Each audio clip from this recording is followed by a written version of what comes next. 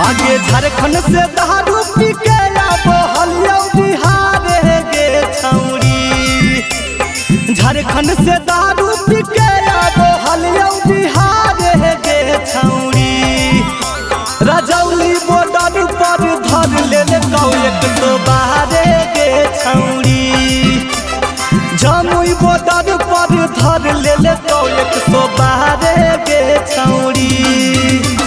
मुहा में पाई बदे के कहल फुका मारे गे छौरी।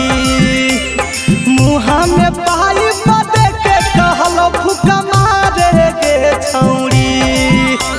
रजौली बॉर्डर पर धर ले कौ 112 गे छौरी।